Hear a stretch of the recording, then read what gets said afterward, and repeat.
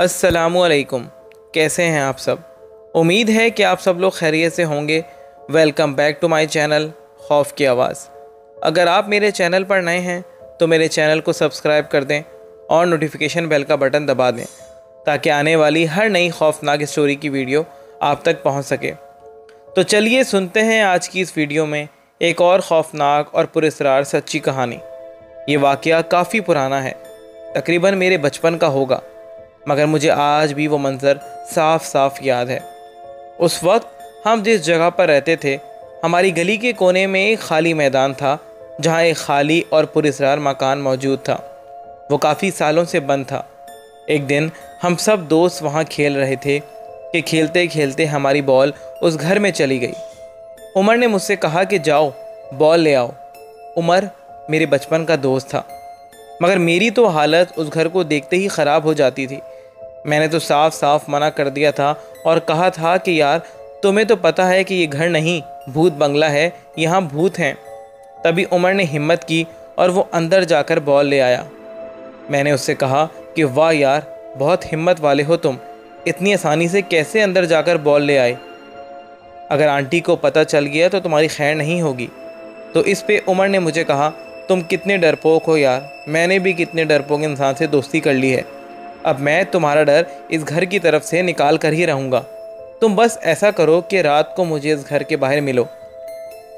मैंने उससे कहा कि क्या मतलब उमर, तुम क्या कह रहे हो? नहीं भाई नहीं, कभी भी नहीं, और वो भी रात के वक़्त, नामुमकिन। लगता है तुम्हें किसी जिन ने काबू में ले लिया है, तभी तुम ऐसी बहकी बहकी बातें कर रहे हो। चलो अब घर चलो, वरना तुम्हारे दिमाग में ये फजूल ख्यालात आते ही रहेंगे। उमर ने कहा, भाई मैं तेरा इंतज़ार करूँगा, रात को आना या ना आना तेरी मर्ज़ी है। और सोच ले, अगर मुझे यहाँ कुछ भी हो और मैं अकेला आया तो सारा कसूर तेरा होगा। मैंने उसको साफ साफ कहा कि मैं नहीं आऊँगा, मैं तुम्हें साफ साफ बता रहा हूँ। मगर उसने कहा कि तुम्हें आना ही पड़ेगा रात में। उमर की आंखों में अजीब सी वहशत सी नज़र आ रही थी, मगर मेरे दिल में कहीं ना कहीं ये सोच भी आ रही थी कि अगर ये अकेला रात को वहाँ चला गया और कोई नुकसान हो गया तो क्या होगा। घर आकर मैं पूरा दिन खौफज़दा होकर सोचता रहा कि जाऊं या ना जाऊं, आखिर रात को क्या होगा। तरह तरह की खौफनाक सोचें मेरे दिमाग में घर कर रही थीं, और आखिरकार रात होते ही उमर की कॉल आ गई, जिसने मेरे वजूद को और बेचैन कर दिया। मेरा दिल नहीं था कि मैं उमर की कॉल पिक करूं, मगर बार बार कॉल आने पे मैंने मजबूरन कॉल उठा ली। आगे से उमर ने कहा कि तुम आ रहे हो ना फिर? मैंने उससे कहा कि नहीं नहीं, मैं नहीं आ रहा हूँ, मैंने तुम्हें दिन में ही कह दिया था कि मैं नहीं आऊँगा। तो आगे से उमर ने फ़ौरन बात काटते हुए कहा कि मैंने ना सुनने के लिए कॉल नहीं की है, तुम्हें आना है, बस यही बताना था। मैं अब घर से निकल रहा हूँ, अब तुझे आना है या नहीं आना ये तेरी मर्ज़ी है। और उसने उसी वक्त फ़ोन काट दिया। अब मेरे जहन में कशमकश शुरू हो गई कि मुझे जाना चाहिए या नहीं। मैं बार बार यही कह रहा था कि नहीं, मैं नहीं जाऊँगा, मगर कहीं ना कहीं मुझे उमर की फ़िक्र भी थी। वो अकेला रात के वक़्त उस पुरअसरार घर की तरफ जा रहा है। वो मेरा दोस्त था, तभी मैंने दिल को पक्का किया कि मुझे जाना चाहिए। काफ़ी देर तक अपने दिलो दिमाग को एक ही नतीजे पर कायल करने के बाद मैं वहाँ जाने के लिए रेडी हो गया। मैंने अम्मी को कहा कि मैं उमर से मिलने जा रहा हूँ, अम्मी थोड़ी देर में आ जाऊँगा। अम्मी ने कहा कि इस वक्त क्यों, क्या काम है? मैंने कहा अम्मी बस कुछ देर में आ जाऊँगा। अम्मी ने कहा इस वक्त बाहर बहुत सन्नाटा है, जो भी काम है कल करना, अभी जाओ और अपने कमरे में पढ़ाई करो, कोई ज़रूरत नहीं है अभी जाने की। मैंने अम्मी को प्यार से बहुत मनाया कि अम्मी प्लीज़ जाने दें, मैं पक्का प्रॉमिस करता हूँ जल्दी आ जाऊँगा। और आखिरकार अम्मी मान गईं और कहा कि अच्छा ठीक है, मगर जल्दी वापस आना, अब्बू को पता चलेगा तो वो गुस्सा करेंगे। मैंने कहा कि जी जी अम्मी, बेफ़िक्र रहें, बस मैं अभी आया। बाहर निकल कर जब रास्ते की तरफ देखा तो पूरी गली सुनसान थी। आधा डर तो मैं अपनी गली की सुनसानियत को देख कर ही गया था, और बाकी कसर हमारी गली की बैक साइड वाले कब्रिस्तान ने पूरी कर दी थी, जो हमारी गली से साफ साफ नज़र आता था। मैं तेज़ तेज़ कदमों से अपनी गली के कोने की तरफ जा रहा था कि अचानक मुझे कब्रिस्तान के अंदर से किसी की हल्की हल्की आहट सुनाई दी, जिसको सुनते ही मेरा वजूद पत्थर सा हो गया। मैंने दिल ही दिल में आयतुल कुर्सी पढ़ना शुरू कर दी और आगे बढ़ने लगा, मगर मेरे पाँव तो जैसे जम से गए थे, आगे बढ़ने का नाम ही नहीं ले रहे थे। मैं बार बार आयतुल कुर्सी भी भूल रहा था। शायद वो मेरा डर था, तभी मैं नहीं पढ़ पा रहा था। वो हल्की सी आहट अब तेज़ होती जा रही थी, जैसे कोई तेज़ी से मेरी तरफ आ रहा हो। मैंने फिर से पढ़ना शुरू कर दिया और ऊंची आवाज़ में आयतल कुर्सी पढ़ते हुए मैं वहाँ से भागा और फिर तब तक नहीं रुका जब तक गली का कब्रिस्तान क्रॉस कर कर वो पुरस्कार घर मेरी आंखों के सामने नहीं था। वो घर न जाने कितने सालों से बंद पड़ा था, मगर उसका मेन गेट हमेशा से खुला हुआ था। उस पर कोई ताला या लॉक वगैरह नहीं लगा हुआ था और ना ही कोई बंदा वहाँ की रखवाली करता था। रात तो बहुत दूर की बात है, दिन के वक्त भी कोई मोहल्ले का आदमी वहाँ से गुजरते हुए डरता था। मैं आज कैसे यहाँ आ गया था मुझे खुद समझ नहीं आ रही थी। बस मुझे अपने दोस्त की वजह से यहाँ आना पड़ा था, जो मेरे बचपन का गहरा दोस्त था। मैंने आवाज़ दी कि उमर, उमर कहाँ है तू? अब बोल, कहाँ छुपा हुआ है, जल्दी आओ। मैंने अम्मी को कहा है कि मैं जल्दी आ जाऊँगा, अब जल्दी कर यार, सामने आ जा, अभी छुपने का वक्त नहीं है। मेरे काफ़ी बार बुलाने पर भी उमर मेरे सामने नहीं आया। मैंने सोचा कि उमर को कॉल करता हूँ। जब जेब में हाथ डाला तो मोबाइल ही नहीं था। मैं परेशान हो गया कि घर से निकलते वक्त तो जेब में डाला था, तो फिर कहाँ गया?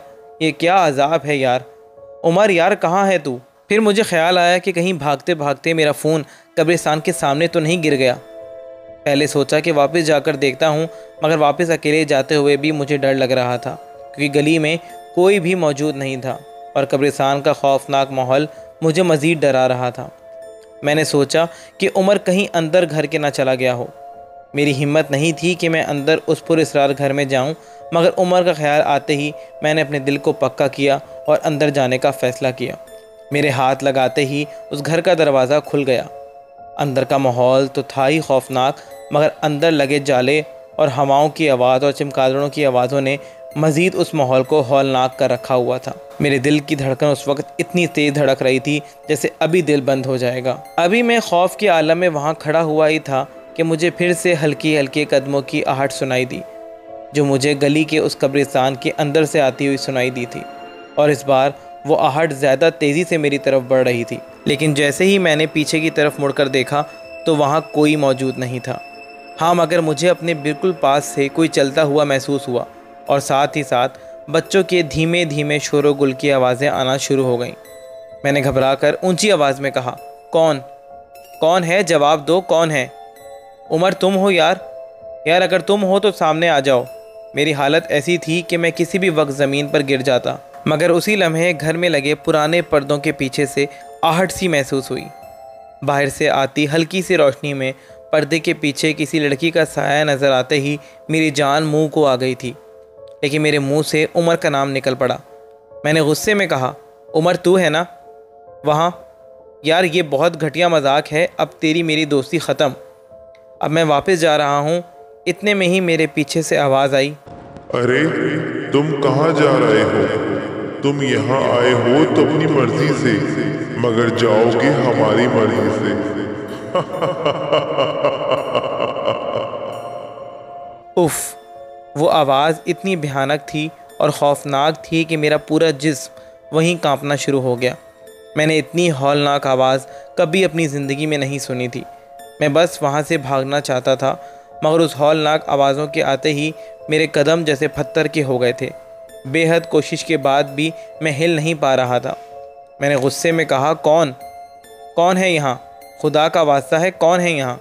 तो आगे से आवाज़ आई, मुझे ढूंढो, ढूंढो ना मुझे, पकड़ लो, मगर तुम मुझे नहीं पकड़ सकते हो।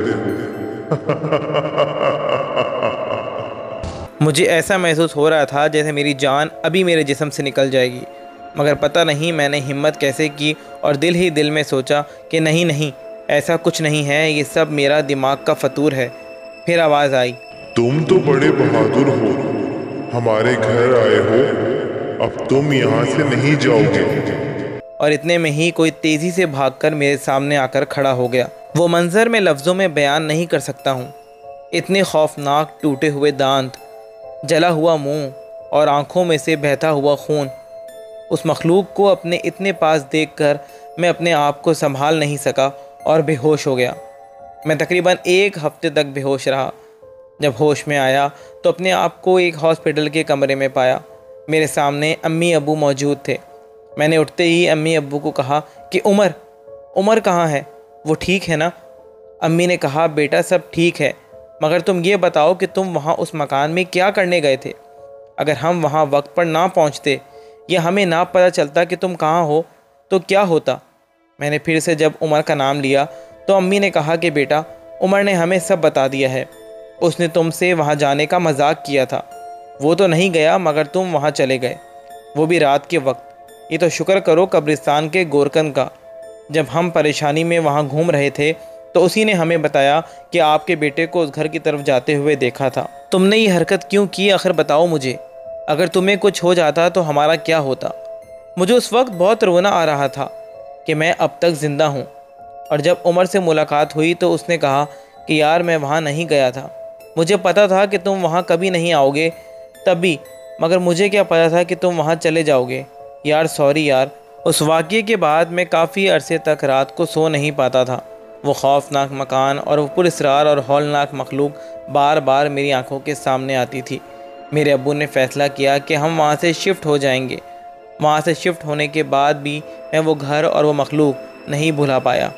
हर चीज़ बदल गई थी, मगर अगर कुछ नहीं बदला था तो वो था मेरा खौफ। मैं इतने सालों बाद भी अक्सर उस घर को और उस मखलूक को याद करता हूँ तो मेरा पूरा वजूद कांप जाता है, क्योंकि कानों से सुनना आसान होता है मगर आंखों से देखना बहुत मुश्किल। तो उम्मीद है दोस्तों कि आप लोगों को आज की ये स्टोरी पसंद आई होगी, और अगर पसंद आई है तो इसको लाइक, शेयर एंड कमेंट करना बिल्कुल मत भूलिएगा। और प्लीज़ मेरे चैनल को सब्सक्राइब कर दीजिएगा। I need all of your support. अगर आपके पास भी इस तरह कोई खौफनाक वाक़या या पुरअसरार कहानी है तो मेरे साथ शेयर करें, मैं उसको ज़रूर अपनी वीडियो में शामिल करूँगा। तो मिलते हैं अगली वीडियो में एक नए पुरअसरार किस्से, एक नई खौफनाक कहानी के साथ। तब तक के लिए दीजिए इजाज़त। अल्लाह हाफिज़।